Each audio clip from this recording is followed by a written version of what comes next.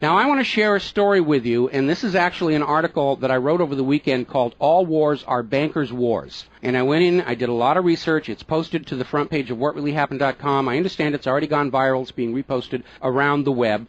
But I wanted to basically tell it to you here on the radio show. And it's a very long story. We're probably going to take the rest of the hour to do it. But it's something that you need to understand, that all of these wars and assassinations that we're told are crazed lone nut assassins or weapons of mass destruction or bringing democracy, all of them track back to the private central bankers as the initiating event. And the more you study this, the more you will realize all the wars are wars for the bankers, for the private central bankers. And I know a lot of people are going to have difficulty comprehending this, just how many of these wars we have fought as a nation were fought for no other purpose than to force private central banks onto nations that did not want them. So we're going to have a few examples so you understand why at this particular time in history the United States government is mired in so many wars against so many foreign nations. And there's plenty of precedents for this. Now, going back to the beginning, the United States fought the American Revolution primarily over King George III's Currency Act, which forced the colonists to abandon their own government-issued currencies and conduct business only using printed banknotes borrowed at interest from the Bank of England. If you go back to the writings of Ben Franklin, direct quote, the refusal of King George III to allow the colonies to operate an honest money system which freed the ordinary man from the clutches of the money manipulators was probably the prime cause of the revolution. That's Ben Franklin. Now, our public schools don't teach that because you're not supposed to know that the bankers were really behind the American Revolution. After the Revolution, the United States adopted a revolutionary, radically different economic system in which the government issued its own value-based currency so that private banks couldn't skim the wealth of the people through interest-bearing banknotes. So the American Revolution was fought primarily to free the American people from King George III's Currency Act, which ordered them to conduct all business using printed banknotes borrowed at interest from the Bank of England. So the Bank of England was just, raking in wealth from the labor of the American people in exchange for ink and paper. And that fueled the anger that led to the American Revolution. Your public schools don't spend a lot of time on that, but that was really what it was all about. So the revolution was over, the United States was born, but the private bankers are nothing if not dedicated to their schemes to acquire other people's wealth, and they knew full well how easy it is to corrupt a nation's leaders. Now, just 1 year after Mayor Amschel Rothschild had uttered his infamous, "Let me issue and control the nation's money, and I care not who makes the laws," private bankers succeeded in setting up a new private central bank called the First Bank of the United States, largely through the efforts of the Rothschilds' chief supporter in the United States, Alexander Hamilton. Now, this First Bank of the United States was founded in 1791, and by the end of its 20-year charter, the First Bank of the United States had almost ruined the nation's economy while enriching the bank's owners. As a result, Congress refused to renew the charter and signaled their intention to go back to a state-issued, value-based currency on which the people paid no interest at all to any banker. This resulted in a threat from Nathan Mayer Rothschild against the U.S. government. Quote, "Either the application for renewal of the charter is granted, or the United States will find itself involved in a most disastrous war." End quote. Congress still refused to renew the charter for the First Bank of the United States, whereupon Nathan Mayer Rothschild railed, quote, "Teach those impudent Americans a lesson. Bring them back to colonial status." End quote. Financed by the Rothschild-controlled Bank of England, Britain then launched the War of 1812 to recolonize the United States and force them back into the slavery of the Bank of England's banknotes, or to plunge the United States into so much debt they would be forced to accept a new private central bank. And the plan worked. Even though the United States won the War of 1812, Congress was forced to grant a new charter for yet another private bank, issuing the public currency as loans at interest, the Second Bank of the United States. Once again, private bankers were in control of the nation's money supplied and cared not who made the laws or how many British or American soldiers had to die for it. So once again, the nation was plunged into debt, unemployment, poverty by the predations of the private central bank, and in 1832, Andrew Jackson successfully campaigned for his second term as president under the slogan, "Jackson and no bank." True to his word, Jackson succeeded in blocking the renewal of the charter for the Second Bank of the United States of America. And this was where that famous quote came from Andrew Jackson. Quote, "Gentlemen, I too have been a close observer of the doings of the Bank of the United States. I have had men watching you for a long time, and I am convinced that you've used the funds of the banks to speculate in the breadstuffs of the country. When you won, you divided the profits amongst you, and when you lost, you charged it to the bank. You tell me that if I take the deposits from the bank and annul the charter, I shall ruin 10,000 families. That may be true, gentlemen, but that is your sin. Should I let you go on, you will ruin 50,000 families, and that would be my sin.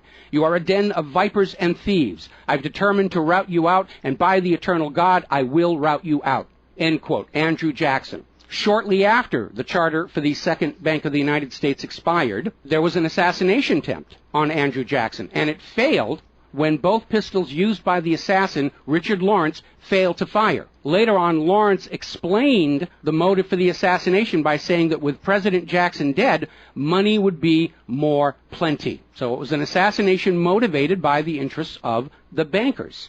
Now, our public school system is as subservient to the bankers' wishes to keep certain history from you, just as the corporate media is subservient to Monsanto's wishes to keep the dangers of GMOs from you, and the global warming cult's wishes to conceal from you the fact that Earth has actually been cooling for the last 16 years. So it should probably be no surprise that the financial dimension of the Civil War are not well known to the average American. It's portrayed in our history books and our popular media as an internal dispute over slavery, but in fact it was a war with global implications. When the Confederacy seceded from the United States, the bankers once again saw the opportunity for a rich harvest of debt and offered to fund Lincoln's efforts to bring the South back into the Union at 30% interest. Lincoln remarked that he would not free the black man by enslaving the white man to the bankers, and using his authority as president, issued a new government currency, the greenback. This was a direct threat to the wealth and power of the central bankers, who quickly responded. This is a quote from the London Times following Lincoln's issuance of the greenbacks. Quote, "If this mischievous financial policy, which has its origin in North America, shall become indurated down to a fixture, then that government will furnish its own money without cost. It will pay off debts and be without debt. It will have all the money necessary to carry on its commerce. It will become prosperous without precedent in the history of the world. The brains and wealth of all countries will go to North America. That country must be destroyed, or it will destroy every monarchy on the globe." So, goaded by the private bankers, much of Europe supported the Confederacy against the Union, with the expectation that victory over Lincoln would mean the end of the greenback. France and Britain seriously considered an outright invasion on the United States in support of the Confederacy, but they were held at bay by Russia. A little bit of history most Americans don't understand. Russia came to the aid of Lincoln's Union during this crisis. Now, at that time, Russia had just ended their serfdom system, and they had a state central bank similar to the system the United States had been founded on. Now, free of European intervention, the Union won the war, and Lincoln announced his intention to go on issuing the greenbacks. Following Lincoln's assassination, the greenbacks were pulled from circulation, and the American people forced to go back to an economy based on banknotes borrowed at interest from the private bankers. So finally, in 1913, the private central bankers of Europe, in particular the Rothschilds of Great Britain, the Warburgs of Germany, met with their American financial collaborators on Jekyll Island, Georgia, to form a new banking cartel with the express purpose of forming the Third Bank of the United States, with the aim of placing complete control of the United States money supply once again under the control of private bankers. Owing to hostility over the previous banks of the United States, the name of this third bank was changed to the Federal Reserve, in order to grant the new bank a quasi-governmental image. But in fact, it is a privately owned bank. It's no more federal than Federal Express. In fact, last year, the Federal Reserve successfully rebuffed a Freedom of Information lawsuit by Bloomberg News on the grounds that as a private banking corporation, and not actually a part of the U.S. government, the Freedom of Information Act did not apply to the operators of the Federal Reserve. So 1913 proved to be a transformative year for the nation's economy. First, with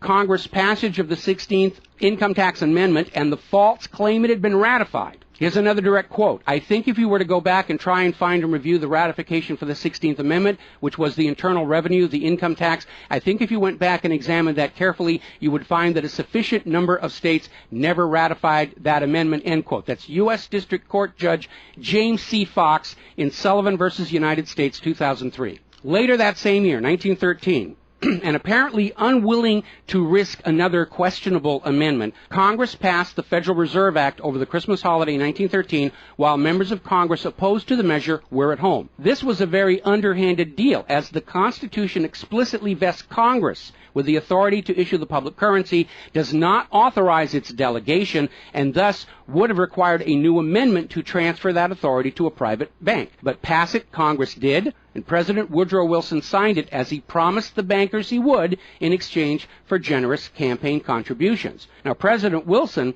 later regretted that decision. You've probably heard this quote before, but you're going to get it again. Quote, "I am a most unhappy man. I have unwittingly ruined my country. A great industrial nation is now controlled by its system of credit. We are no longer a government by free opinion, no longer a government by conviction and the vote of the majority, but a government by the opinion and duress of a small group of dominant men." That was Woodrow Wilson writing in 1919. Now, 1 year after the passage of the Federal Reserve Act, World War I started, and it is important to remember that prior to the creation of the Federal Reserve, there was no such thing as a world war. Now, World War I actually started between Austria, Hungary, and Serbia, but quickly shifted to focus on Germany. Why Germany? They didn't start the war. Why was Germany the villain in World War I?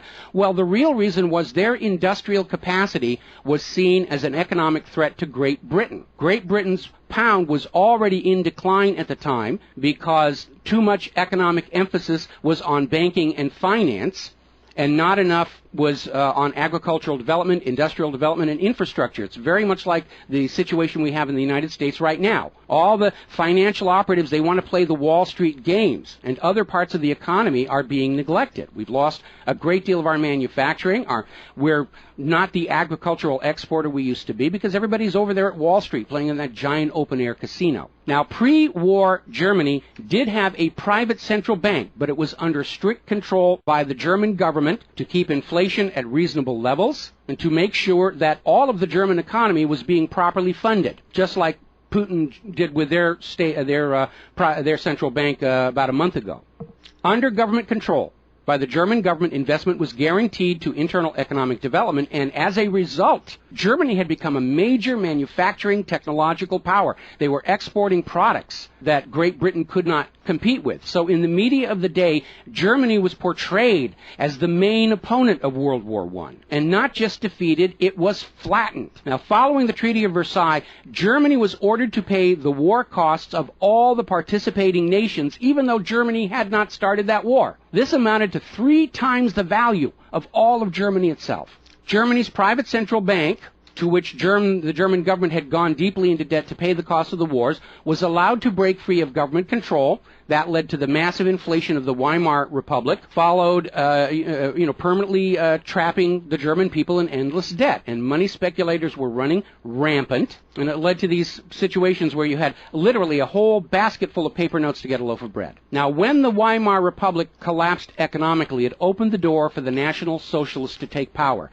Their first financial move was to issue their own state currency, which was not borrowed from private central banks. It was based on a unit of value, not a unit of debt. Freed from having to pay interest on the money in circulation, Germany blossomed and quickly began to rebuild its industry. It was an amazing transformation to see. The media called it the German miracle. Time magazine lionized Hitler for the amazing improvement of life for the German people and the explosion of German industry, and they even named him Time magazine's Man of the Year in 1938. And then once again, Germany's prosperity and freedom from a private central bank loaning the public currency at interest became a threat to other nations and other powers. I have a couple of quotes here from Winston Churchill that tells you what was really going through the minds of Europe in the years leading up to World War II. Quote, "Should Germany merchandise again," which means do business, "should Germany merchandise again in the next 50 years, we have led this war, World War I, in vain." That was Winston Churchill writing in the Times in 1919. Another quote, quote, "We will force this war upon Hitler if he wants it or not," end quote. Winston Churchill in a 1936 radio broadcast.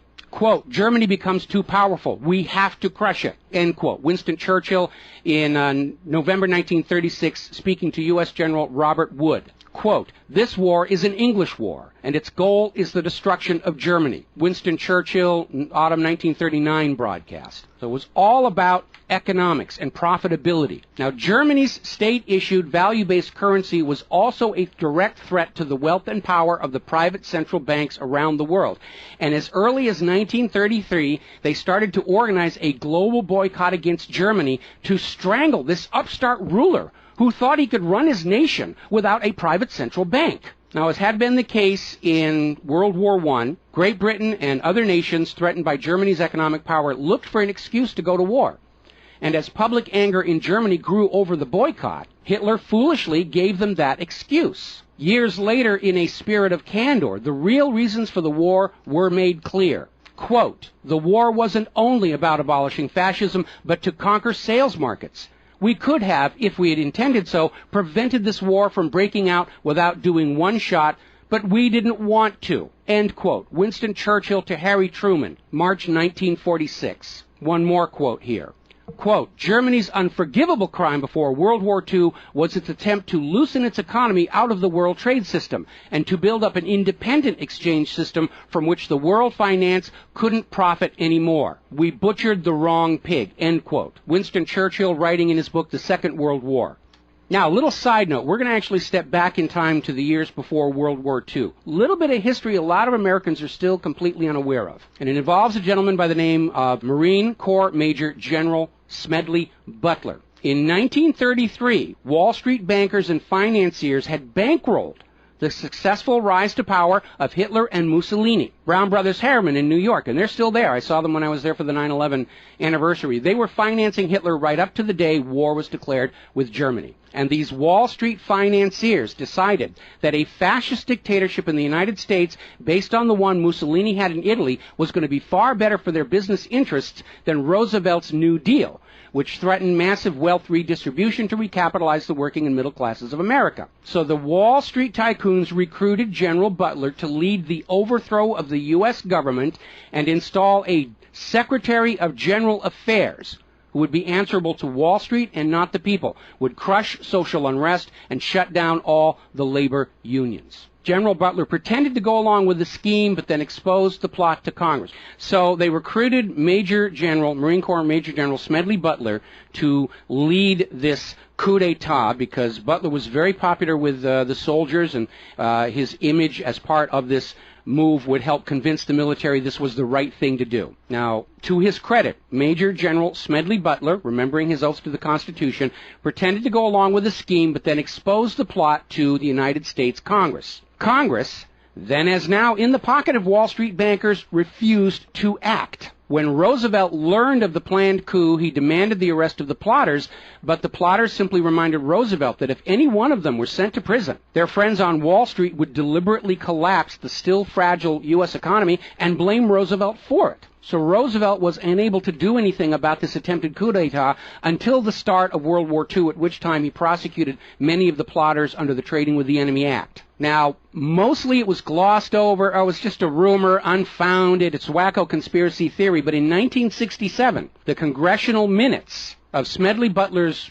revelation to Congress of the coup were finally released to the public. You ever see this movie, 7 Days in May, Kirk Douglas and Burt Lancaster, about an attempted military takeover of the United States of America? It was based loosely on this story. But of course, in the movie, the bankers being behind the Burt Lancaster character was completely removed from the script here. Now, Smedley Butler is also famous for writing a work called War is a Racket. And I would like to read you a quote from that. Quote, "I spent 33 years and 4 months in active military service as a member of our country's most agile military force, the Marine Corps. I served in all commissioned ranks from second lieutenant to major general. And during that period, I spent more of my time being a high-class muscle man for big business, for Wall Street, and for the bankers. In short, I was a racketeer, a gangster for capitalism. I suspected I was just part of a racket at the time. Now I'm sure of it. Like all members of the military profession, I never had an original thought until after I left the service. My mental faculties remained in suspended animation while I obeyed the orders of the higher-ups. This is typical with everyone in the military service. Thus, I helped make Mexico and especially Tampico safe for American oil interests in 1914. I helped make Haiti and Cuba a decent place for the national city bank boys to collect revenues in. I helped in the raping of half a dozen Central American republics for the benefit of Wall Street. The record of racketeering is long. I helped purify Nicaragua for the international banking house of Brown Brothers in 1909 through 1912. I brought light to the Dominican Republic for American sugar interests in 1916. In China in 1927, I helped see to it that the Standard Oil went its way unmolested. During those years, I had, as the boys in the back room would say, a swell racket. I was rewarded with honors, medals, and promotion. Looking back on it, I feel I might have given Al Capone a few hints. The best he could do was operate his racket in 3 city districts. I operated on 3 continents. General Smedley Butler, former U.S. Marine Corps Commandant, and he wrote that in 1935. Now moving forward here. As president, John Fitzgerald Kennedy understood the predatory nature of private central banking. He understood why Andrew Jackson fought so hard to end the second bank of the United States. So Kennedy wrote and signed Executive Order 11110, which ordered the U.S. Treasury to issue a new public currency called the United States Note. Now, Kennedy's United States notes were not borrowed from the Federal Reserve. They were created by the U.S. government and backed by the silver stockpiles held by the U.S. government. It represented a return to the system of economics the United States had been founded on, and it was perfectly legal for Kennedy to do so under the Constitution. All told, some $4.5 billion went into the public circulation, which eroded interest payments to the Federal Reserve and loosened their control over the nation. 5 months after signing Executive Order 11110, John F. Kennedy was assassinated in Dallas, Texas, and the United States notes pulled from circulation and destroyed. Following Kennedy's assassination, John J. McCloy, president of the Chase Manhattan Bank and president of the World Bank, was named to the Warren Commission. Now, I don't care how good a banker he is, he's not qualified to be investigating a murder, which is what we were told the Warren Commission was all about, to get the truth of the assassination. But we all know that the Warren Commission was there to cover up what was going on, and obviously we can presume safely that John J. McCloy's presence on the Warren Commission was to make sure the American public never got even a hint of the financial dimensions behind the assassination. So, as we enter the 11th year of what I am certain future history will most certainly describe as World War III, we need to examine the financial dimensions behind all these wars. Why are we here? Why are our children being killed and crippled? Is this another war for the profit of the private central bankers? And the answer is yes. Now, toward the end of World War II, when it became obvious that the Allies were going to win and dictate the post-war political environment, the major world economic powers met at Bretton Woods, a luxury resort in New Hampshire, in July of 1944, and they hammered out the Bretton Woods Agreement for international finance. The British pound lost its position as the global trade and reserve currency to the U.S. dollar. There are indications this was part of the price demanded by Roosevelt in exchange for the U.S. entry into the war. Now, absent the economic advantages of being the world's go-to currency, Britain was forced to nationalize their Bank of England in 1946. The Bretton Woods Agreement, ratified in 1945, in addition to making the dollar the global reserve and trade currency, obligated the signatory nations to tie their currencies to the dollar. The nations that ratified Bretton Woods did so on 2 conditions. The first was that the Federal Reserve would refrain from overprinting the dollar, basically as a means to loot real products and produce from other nations in exchange for ink and paper. It basically was an imperial tax imposed by the U.S. economic system on the rest of the world. That assurance of no overprinting was supposedly backed up by the second requirement, which was that the U.S. dollar would always be convertible back to gold by the U.S. government at $35 an ounce.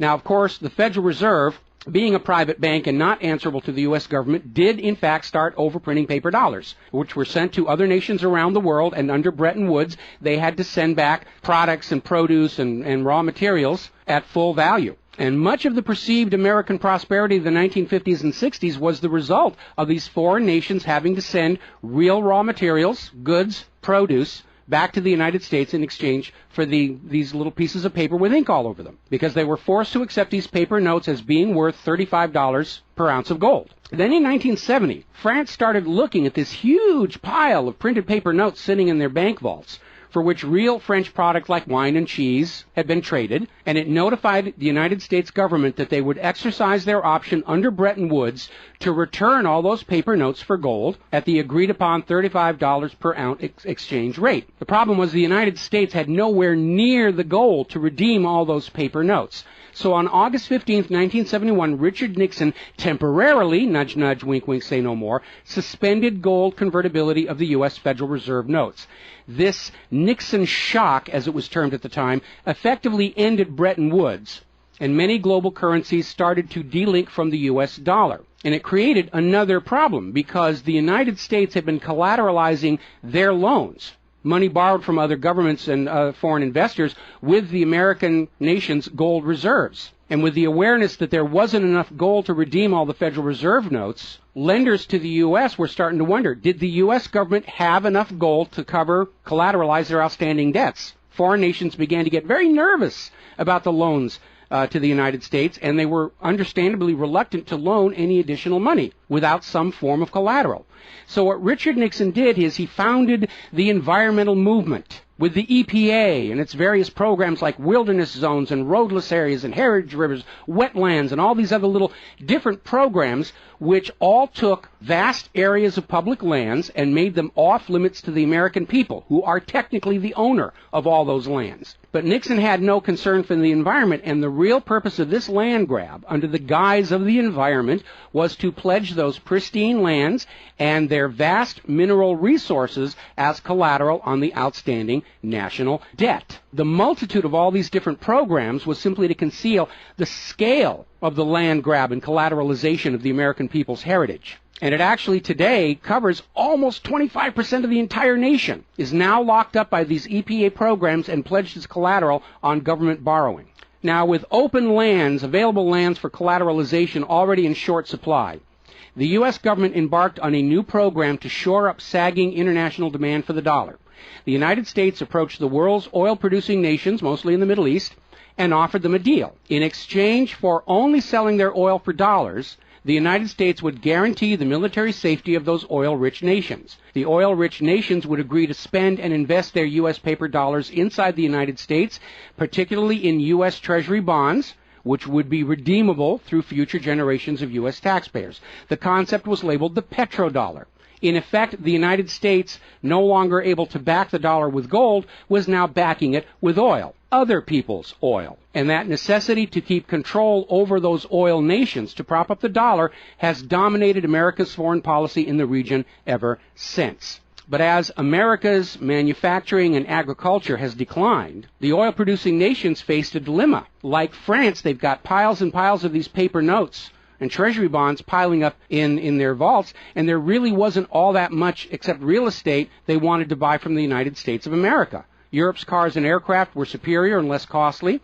In more recent times, America's experiment with GMO food crops has led a lot of nations to simply avoid buying U.S. agricultural exports. Israel's constant belligerence against its neighbors has caused the oil-producing nations to wonder if the U.S. could actually keep their end of the petrodollar arrangement. So oil-producing nations started to talk of selling their oil for whatever currency the purchasers wanted to pay. Iraq, already somewhat hostile to the United States following Desert Storm, demanded the right to sell their oil for euros in 2000. In 2002, the United Nations agreed that Iraq had a right to sell their oil for euros under the Oil for Food program. 1 year later, 2003, the United States reinvaded Iraq, lynched Saddam Hussein, and placed Iraq's oil back on the world market, only available for U.S. dollars.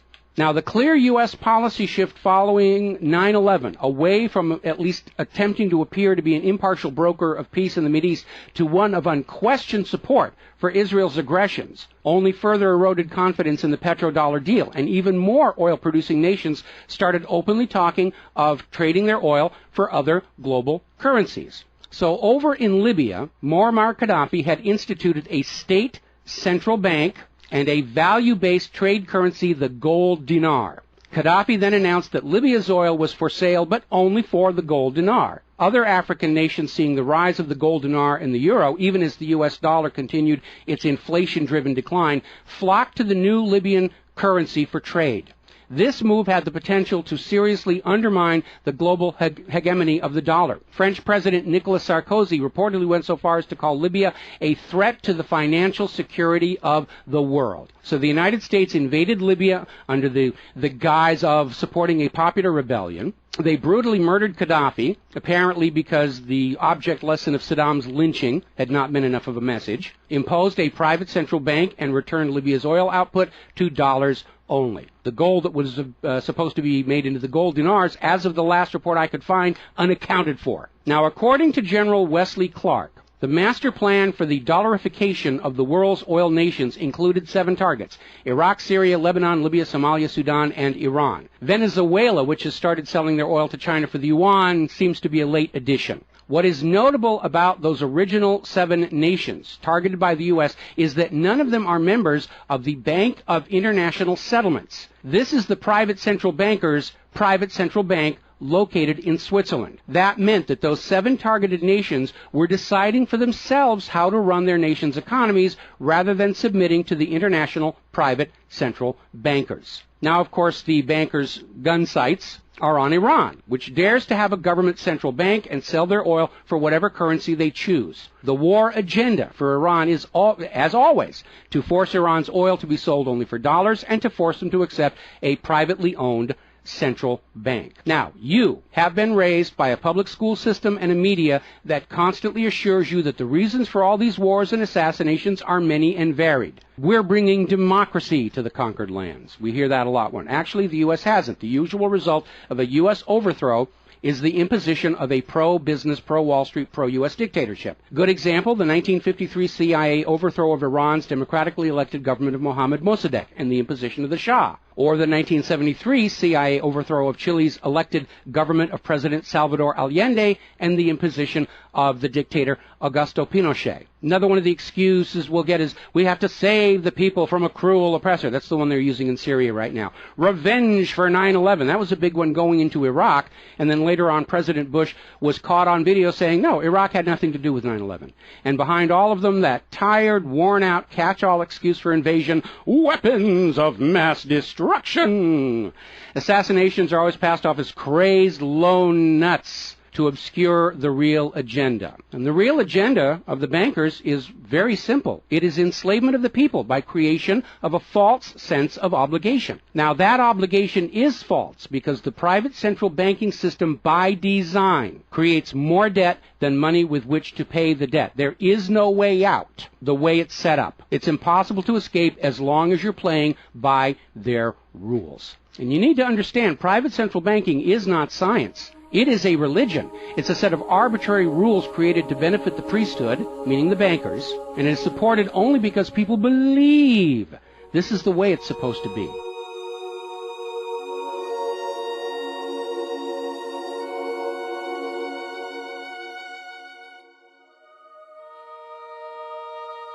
It is a religion. It's a set of arbitrary rules created to benefit the priesthood, meaning the owners of the private central banks. The fraud persists with often lethal results only because the people are brainwashed into believing that this is the way life is supposed to be, and no alternative exists or should even be dreamt of. Now, this same approach, the same brainwashing, was true of 2 earlier systems of enslavement, rule by divine right and slavery, both systems built to trick people into obedience, and both now recognized by modern civilization as illegitimate. So now we are on the verge of a new era in history where we will recognize that rule by debt, rule by private central bankers issuing the public currency as a loan at interest is equally illegitimate. It only works as long as people allow themselves to believe that this is the way life is supposed to be. But you need to understand something that's the core of the issue. Private central banks do not exist to serve the people, the community, or the nation. Private central banks exist to serve their owners, to make them rich beyond the dreams of Midas, and all for the cost of ink, paper, and the right bribe to the right official, and the occasional assassination. But behind all these wars and all these assassinations, the 100 million plus horrible deaths from all of these wars, lies a single policy of financial dictatorship. The private central bankers only allow rulers to rule, only on the promise that the people of a nation be enslaved to the private central banks. Rulers who do not go along with that will be killed, their nation invaded by those other nations still enslaved to the private central banks. The bankers themselves don't fight these wars. Their children are not in these wars. A nation tries to break free of the private central bankers like Libya. All the other nations under the bankers' control pile on and destroy them. This so-called clash of civilizations you are being told about by the corporate media, it's really a war between banking systems, with the private central bankers forcing themselves onto the rest of the world, no matter how many millions must die for it. The constant hate-mongering against Muslims you see in the corporate media lies in a simple fact. Like the ancient Christians, prior to the Knights Templars, Muslims forbid usury or the lending of money at interest because they saw in ancient times, like Rome, how these banking practices could destroy an entire society. And that is the reason our government media insists that Muslims have to be hated and killed and converted. They refuse to submit to currencies loaned at interest. They refuse to be debt slaves. That makes them a threat to the natural order of the world, the new world order of global fascist dictatorship. So, off to war your children must go to spill their blood for the money junkies' gold. We barely survived the last 2 world wars. Now we're going into the third one in the nuclear bioweapon age. That is very dangerous. We have to ask ourselves, are the private central bankers willing to risk incinerating the whole planet to feed their greed? Apparently so. You as parents, as siblings, as spouses, need to ask yourself, do you really want to see your loved ones in uniform, killed and crippled, all for a bank balance sheet? But the whole point of this article, the whole point of what I'm sharing with you today, and this is all history, you can go out and hunt it down for yourself. Behind all the flag waving, behind all the propaganda, behind the crazed lone nut assassins, weapons of mass destruction, all of the modern wars this nation have fought are wars by and for the private bankers, fought and bled for by third parties unaware of the true reason they're expected to gracefully accept being killed and crippled for. And the process is quite simple. We've explained it before on this show. As soon as the private central bank issues its currency as a loan at interest, the public is forced deeper and deeper into debt. When the people are reluctant to borrow anymore, that's when the Keynesian economists demand the government borrow more to keep the pyramid scheme working. When both the people and the government refuse to borrow anymore, that is when the large wars get started, to plunge everyone even deeper to debt to pay for the war, and then after the war to borrow even more to rebuild. And when these horrible wars are over, the ordinary people have basically what they had before the war, except their graveyards are a lot larger, and everyone is in debt to the private bankers for the next century. That is why Brown Brothers Harriman in New York was funding the rise of Adolf Hitler, because war is the bankers' richest harvest. We all need to recognize this is what all these wars have been about. Private central banking, enlarging their domain, imposing their will on nations that do not want it, imposing their system on the rulers of nations who do not want it. Bribery, blackmail, assassination, they will do anything to maintain their stranglehold on the productivity of the world's people. And as long as private central banks are allowed to exist, inevitably, as the night follows the day, there will be poverty, hopelessness, millions of deaths in endless world wars until the earth itself is sacrificed in flames to Mammon. The path to true world peace lies in the abolishment of all private central banking everywhere and a return to the state-issued, value-based currencies that allow nations and people to become prosperous through their own labor and development and efforts. Now, I mentioned the Knights Templars. Prior to the Knights Templars, Christianity, like Islam, forbade usury because Christianity, much of Orthodox Christianity, came out of Rome, and they had seen firsthand what debt-based economies do, even to the Roman Empire. They'd seen it firsthand. So they had a ban on usury. And the Knights Templars were able to basically either bribe or blackmail the Pope to get a special dispensation that allowed them to rent money, is what they called it. They didn't call it usury, they called it renting money. A lot of modern predatory banking practices were pioneered by the Knights Templars. and they plunged Europe into hopelessly unpayable debt until finally French King Philip IV, otherwise known as Philip the Fair, did the only solution he could do, because he understood as long as you believed in the rules of the bankers, as long as you played by the rules they created to serve themselves, you are hopelessly trapped. And so Philip thought outside the box, and I know he's demonized for it, but in looking at the history of the Templars, it was his last resort. He sent messages to all of the regions in France, secret orders on the same time, in the same moment, on the same day. All of the Templars were arrested, and their commanderies, which is what they called their banks, were broken into, looking for looted wealth. They didn't find a lot of it. It was a paper empire, just like the Federal Reserve is. It's all based on paper. There's nothing of any real value there. It's all paper notes. And he sent the Templars to prison and execution, except for Scotland and Portugal, where the Pope and King Philip IV really didn't have a lot of control. I think that the governments of the world, looking at the situation, looking how close we are to seeing this current world conflict emerge into a full-blown global thermonuclear war, that maybe they need to start thinking about the wisdom of King Philip the Fair and say it's time to simply grab all these private central bankers all at the same time so they can't simply skedaddle from one nation to another and come back and try the same thing again, as they will inevitably do, because these people are addicts. They're hopelessly addicted to other people's money. It's why we call them money junkies. When we see somebody who's addicted to cocaine or methamphetamine or heroin, and we can easily see how they're destroying their home and community around them. Now we need to look at these money addicts and look at how they're destroying the entire world around them. And it's time for an intervention. It's time for us to become private central banking heretics, to stop believing that this is the way life is supposed to be, because it isn't. It isn't even the way the United States was actually started. And they're trying as hard. Look at the destruction of our nation. We used to be the world's greatest nation. Now the most generous estimate is we're down to number 16 and still falling. And yet, despite the destruction to our nation, its infrastructure, its children, its quality of medical care, the quality of its manufacturing output, we still are compelled somehow to go out and force this same banking system onto the rest of the world at the point of a bayonet. Does that make any sense at all? Not to a rational human being. To a money junkie, yeah, it's perfect. But we're really at a crisis point in history. And the first step to resolving that crisis, to not let it go any further into a potential nuclear war, is to recognize that private central banking, ruled by manufactured illusion of debt, is no more legitimate a system of governance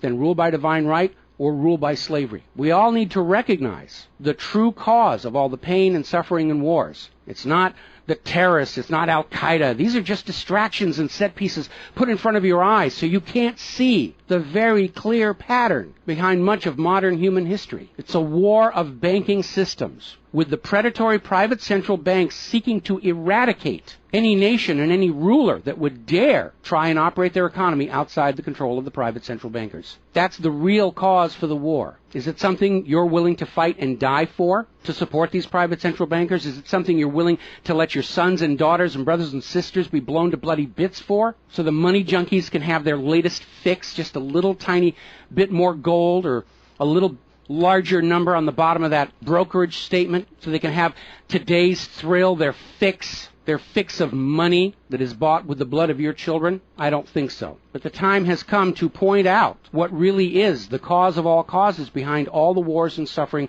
that our planet is having to endure and our people are having to endure. The common enemy of all humankind are private central banks issuing the public currency as a loan at interest. And as history will show, they will do anything, up to and including global wars, to keep their lock on yours and your children's future economic well-being and productivity. We're not a free society. Media will tell us that we're free, but we're not free. We are slaves. Our slave chains are made of paper, and that paper is the Federal Reserve note. Too few of our leaders have tried to stand up to this system of enslavement, usually with lethal results. But if all the people of the world at the same time stand up and say no more private central banks, it will come crashing down, just as slavery did, just as rule by divine right did, and then we'll be embarking on a new era in human history, where the emphasis on social development is on the people and not on the money junkies.